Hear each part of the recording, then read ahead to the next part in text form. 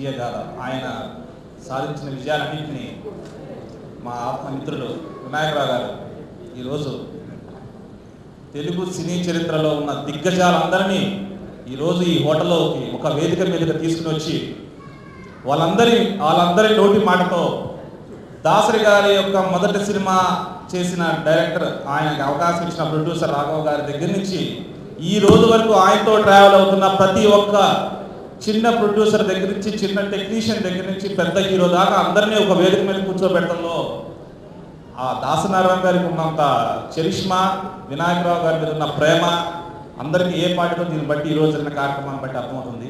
Kalabandhu, Prajabandhu, ఆత్మబంధు, స్నేహశీలి doctor T Subbarami Reddy గారికి ముందుగా నమస్కారాలు. వేదిక మీద గురువు గారి గురించి మాట్లాడే ముందు అధ్యక్షుడి గురించి చెప్పాలంటే అతను సుబ్బరామరెడ్డి గారి గురించి కూడా ఒక పుస్తకం రాయొచ్చు. సుబ్బరామరెడ్డి గారి సినిమా పరిశ్రమకు సంబంధించిన వ్యక్తి కాదు. సుబ్బరామరెడ్డి గారు ఏ రోజున మా గురువు గారితో సినిమా తీయలేదు. అయినా ఒక గొప్ప దర్శకుడికి ఒక పుస్తకం ఆవిష్కరించేదానికి నా హోటల్ ఇస్తాను, మీకు ఏం కావాలి అని ముందుకు వచ్చి ఆయన ఎంతో ప్రేమగా వీళ్ళకి ఈ హాల్ని ఇచ్చిన దానికి ధన్యవాదాలు చేయాలి చెప్పాలి సుబ్రహ్మణ్య గారు. ఇది ఊరికే సభల్లో చెప్తారు, చాలామంది చేసి చూపిస్తారు మీరు ఏదైనా. అటువంటి స్నేహశీలటువంటి సుబ్రహ్మణ్య గారు 100 సంవత్సరాలు బాబా ఆశీస్సులతో క్షేమంగా ఉన్నారని కోరుకుంటున్నాను. వేదిక మీద ఉన్నటువంటి నా సోదరుడు రాఘవేంద్రరావు గారికి, రాఘవ్ గారికి, ప్రసాద్ ల్యాబ్ రమేష్ గారికి, తోటి నటీనటులకు, తర్వాత ముఖ్యంగా పిసి రెడ్డి గారికి, కోదండరామరెడ్డి గారికి, పేరు నా పరిచయులకి, అగ్రజులకి, నారాయణమూర్తి గారికి, ప్రతి ఒక్కరికి, కోటి రామకృష్ణకు, మీకు అందరికీ నమస్కారాలు తెలియజేసుకుంటూ, గురువు గారికి నాకు ఉన్నటువంటి సంబంధం ఇప్పటికీ అంటే 1975 సంవత్సరం నుంచి ఇప్పటి వరకు దాదాపు 38 సంవత్సరాల్లో రోజుకు 5 సార్లున్నా అనుకుంటే ఎన్ని వేల సార్లు అన్ని సార్లు తలుచుకుంటూ ఉంటాను మా గురువుగారిని. నేనే కాదు, నా పిల్లలు కూడా, నా కుటుంబం కూడా. నాకు జన్మనిచ్చింది నా తండ్రి గారు నారాయణ స్వామి నాయుడు గారు అయితే, సినీ జన్మను ప్రసాదించింది నాకు తండ్రి గారు దాసరి నారాయణరావు గారు. సుబ్రహ్మణ్యుడు గారు, మోహన్ బాబు ఇద్దరు కలిసి తీసుకున్న ఇంట్రెస్టే ఈ ఫంక్షన్. అందుకే ముందుగా సుబ్రహ్మణ్యుడు గారికి 40 సంవత్సరాల నా స్నేహితుడిగా, సహచరుడుగా, సాంఘిక కార్యక్రమాల్లో పాల్గొన్న వ్యక్తిగా,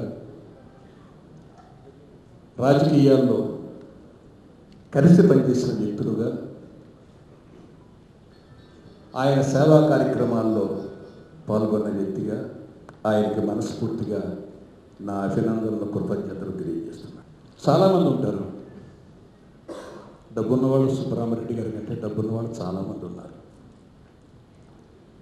కానీ ఒక మంచి కార్యక్రమానికి, ముఖ్యంగా కళకి సంబంధించి, కళాకారులకు సంబంధించి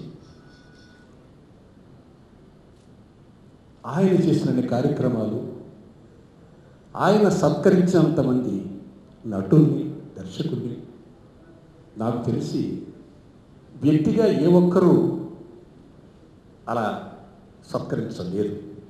ఒక కార్యక్రమం అంటే నామకే వాస్తే ఒక సన్మాన కార్యక్రమం అని ఒక శాలువా కప్పి, ఒక దండ వేసి, ఒక ప్రశంసా పత్రాన్ని ఇచ్చి వచ్చిన వాళ్ళతో ముగించేయడం కూడా జరుగుతూ ఉంటాయి, చాలా చూస్తుంటాము. కానీ ఒక కార్యక్రమం పెడితే ఒక తెలుగు పరిశ్రమ నుంచే కాకుండా తమిళ, కన్నడ, హిందీ పరిశ్రమ నుంచి కూడా మనుషుల్ని పిలిపించడంలో, దాన్ని ఫాలో అప్ చేయడంలో, అవసరమైతే వాళ్ళకి స్పెషల్ ఫ్లైట్స్ ఏర్పాటు చేసి ఆ కార్యక్రమానికి తీసుకొచ్చి ఆ కార్యక్రమాన్ని దిగ్విజయం చేయించడంలో సుబ్బరామరెడ్డి గారి కంటే సమర్థుడు ఈ దేశంలో లేరు. నిజం చెప్పాలంటే ఈ ఫంక్షన్ ఎప్పుడూ జరగాల్సింది. వినాయకరావు రాసి పుస్తకం దగ్గర దగ్గర ప్రింట్ అయ్యి 8 మాసాల పైన 8 మాసాల పైన. బహుశా ఈ కార్యక్రమం సుబ్బరామరెడ్డి గారి చేతుల మీదుగా జరగాలనే 3 సార్లు వాయిదా పడిందని నేను అనుకుంటున్నాను. ఇక మోహన్ బాబు ఎంత చెప్పినా నా కుటుంబంలో నా పెద్ద బిడ్డ, మంచికైనా చెడుకైనా రేపు నా తర్వాత అయినా నా కుటుంబానికి చూసుకోవాల్సిందే. రాఘవేంద్రరావు గారు ఇందాక చెప్పారు, ఇప్పటికీ మా పరిచయం 40 సంవత్సరాల నుంచి మేము పనిచేస్తున్నాం. ఏ రోజుని మా ఇద్దరి మధ్య ఇంత విషయం మాత్రం భేదాభిప్రాయాలు లేవు, రాలేదు. సృష్టించాలని ప్రయత్నించారు, నవ్వుకుంటూ వదిలేశారు. ఇది ఇండస్ట్రీలో చాలా అరుదు. ఇలాంటి స్నేహ వాతావరణం ముఖ్యంగా దర్శకుల మధ్య ఒక్క తెలుగు సినీ పరిశ్రమలోనే ఉంది, ఇంకెక్కడా లేదు. తమిళ ఇండస్ట్రీకి వెళితే క్యాంపులుగా, హిందీ ఇండస్ట్రీకి వెళితే క్యాంపులుగా ఎలా విడిపోతారో, ఎలా నలిగిపోతారో పనిచేసే ఆర్టిస్ట్ నాకు తెలుసు. ఆ వాతావరణం లేదు ఒక్క తెలుగు సినిమా ఇండస్ట్రీలో.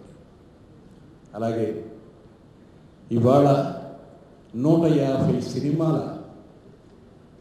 చరిత్రకి శ్రీకారం చుట్టడానికి మూల పురుషుడు కె. రాఘవ్ గారు. నా తొలి చిత్రం తాత మానవుడు. దర్శకుడిగా నేను 1964లో సినిమా ఇండస్ట్రీలో కాలు పెట్టిన,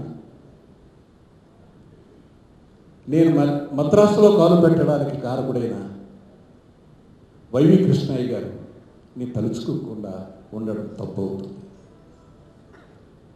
అలాగే నన్ను రచయిత సహరచయితగా పనిచేయడానికి నాకు అవకాశం కల్పించిన పాలగుమి పద్మరాజు గారిని నేను గుర్తు తెచ్చుకోకుండా ఉంటే తప్పుగా ఉంటుంది.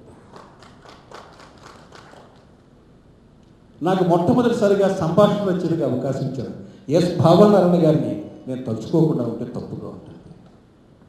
అలాగే ఈరోజు 150 సినిమాల జీవన చరిత్రకు మొదటి పేజీ అయిన రాఘవ్ గారు నా కళ్ళ ముందు ఆయన 100 ఏళ్లతో అలా ఉండడం నాకు చాలా. నా జీవితంలో ఈరోజు నిజంగా చాలా మర్చిపోలేని రోజు. ఎందుకంటే మహానటుడు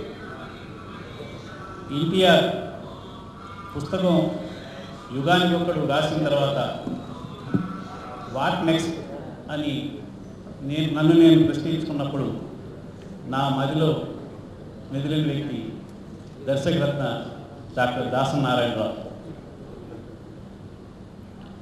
ఆయన గురించి నా 28 ఏళ్ల ఈ సినీ జీవితంలో ఆది నుంచి నన్ను ఎంతో ఎంకరేజ్ చేసిన మహానుభావుడు ఆయన గురించి ఈ 40 ఏళ్ళుగా చలనచిత్ర రంగంలో ఆయన గురించి రాయన జర్నలిస్ట్ లేడు, ఆయన గొప్పతనాన్ని వర్ణించని వ్యక్తి లేడు. అయితే ఆయన గొప్పతనాన్ని ఒక పుస్తక రూపంలో తీసుకురావాలని కోరిన కోరిక నాకు కలగడం, ఆ అవకాశం నాకే దక్కడం నేను నిజంగా మరోలేను. ఈ పుస్తకం రాయడానికి నాకు గురువుగారు ఆశీస్సుతో పుస్తకం స్టార్ట్ చేసి పూర్తి చేయడానికి నాకు 2 ఏళ్ళు పట్టింది.